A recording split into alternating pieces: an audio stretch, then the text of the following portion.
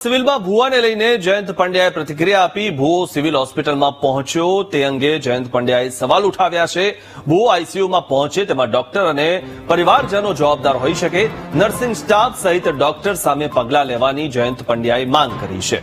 રાજ્યમાં અંધશ્રદ્ધાના કાયદાનું પાલન નથી થતું તે વાતનો ઉલ્લેખ પણ જયંત પંડ્યાએ કર્યો છે। અંધશ્રદ્ધા અંગે સરકારે લોકોમાં જાગૃતતા લાવવા પ્રયાસ કરવા જોઈએ તેવું નિવેદન પણ જયંત પંડ્યાએ આપ્યું છે।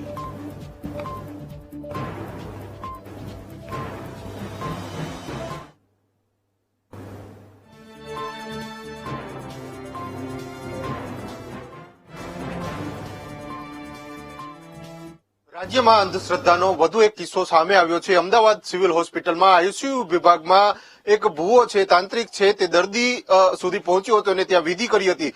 ત્યારબાદ આ દર્દી સાજો થયો હોય તેવો દાવો પણ કરવામાં આવી રહ્યો છે। સમગ્ર વિડીયો છે તે સોશિયલ મીડિયામાં વાયરલ થયો છે। આપણી સાથે વિજ્ઞાન જાથાના ચેરમેન છે જયંતભાઈ પંડ્યા। જયંતભાઈ, સમગ્ર ઘટના તમે પણ વાકેફ છો, ખરેખર શું લાગે છે આ પ્રકારની ઘટના વધુ એકવાર સામે આવી છે? એક તો ખાસ કરીને વિજ્ઞાન જાથા બહુ સ્પષ્ટપણે માને છે કે સિવિલ હોસ્પિટલમાં આઈસીયુ સુધી ને વેન્ટિલેટર સુધી ભૂવો પહોંચી જાય। કઈ રીતે પહોંચે? ડોક્ટર, નર્સ છે, સિક્યુરિટી એટલા ગાર્ડ છે, ત્યાં બોર્ડ માર્યા છે અને ભૂવો જઈને વિધિ વિધાનને એના પર દર્દી પર હાથ ફેરવે, આ જરા પણ યોગ્ય નથી। આ તો માનવ જિંદગી સાથે ખિલવાડ સમાન છે, મેડિકલ સારવાર સામે પણ ખિલવાડ સમાન છે। એટલે આમાં જવાબદાર પરિવાર હોય કે ભૂવો હોય એને જેલના સળિયા પાછળ ધકેલી દેવાની માગણી કરવામાં જોઈએ। સિક્યુરિટી ગાર્ડ અને ડોક્ટર કે નર્સ હોય એમની સામે પણ શિક્ષાત્મક પગલાંની વિજ્ઞાન જાથા માંગ કરે છે। અને આપણે 21મી સદીમાં આ ભૂવો કોરોના વખતે ક્યાં ગયો હતો? અને આ ભુવાઈની ઉપલબ્ધિ લાખો લોકો બ્રહ્મમાં ફેલાય, લોકોને અવળે માર્ગે વાળે, તો આ જરા પણ ચલાવી નહીં। નવું વિધેયક છે કાયદા અંધશ્રદ્ધા સામે, એને પણ લીલા ઉઠતા જોઈએ છીએ અમે। એટલે સરકારે ત્વરિતમાં ત્વરિત આમાં જે કોઈ જવાબદાર હોય અને ભુવો આઈસીયુ સુધી પહોંચી ગયો છે તે સંબંધી જવાબદાર હોય એની સામે કાનૂની કાર્યવાહી, શિક્ષાત્મક કાર્યવાહીની વિજ્ઞાન જાથા માંગ કરે છે। જયંતભાઈ, જે પ્રમાણે અંધશ્રદ્ધાનો કાયદો બનાવ્યો છે છતાં પણ ક્યાંક ને ક્યાંક અમલ ન થતો હોય તેવી આ ઘટના કહી શકાય? 100%, કારણ કે એનું કહ્યું છે કે નવા વિધેયકના કાગળ ઉપર છે એવું સાબિત થાય છે કે આ વિધેયકની કોઈ અસરકારકતા નથી એવું સાબિત થાય છે। આવું ન થવું જોઈએ। એટલે વિજ્ઞાન જાથા બહુ સ્પષ્ટપણે માને છે આ તો આપણને કોઈ લાફો મારી જાય, આરોગ્ય તંત્રને લાફો મારવા સમાન છે।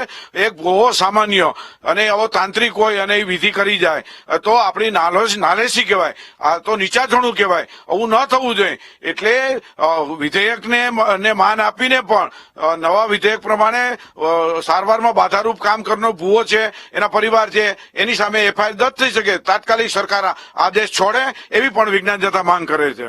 જયંતભાઈ, છેલ્લો સવાલ, દાવા પણ કરવામાં આવે છે કે દર્દી સાજા થઈ ગયા। એક તરફ વિજ્ઞાન આટલું આગળ વધ્યું છે છતાં અંધશ્રદ્ધામાં લોકો પણ જોવા મળી રહ્યા।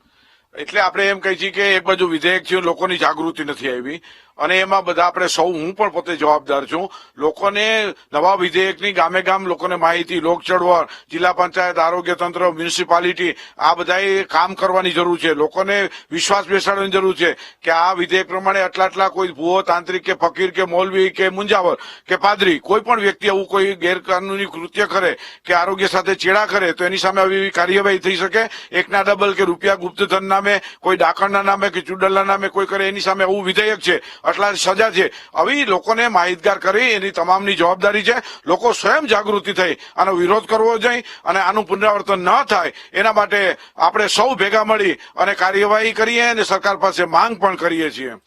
જે પ્રમાણે વિજ્ઞાન જાથાના ચેરમેન છે જયંત પંડ્યાએ આપણી સાથે વાત કરી। અંધશ્રદ્ધાનો જે કિસ્સો સામે આવ્યો છે તેની સામે વિજ્ઞાન જાથા પણ પોલીસ ફરિયાદ નોંધાવવાની માંગ કરે છે।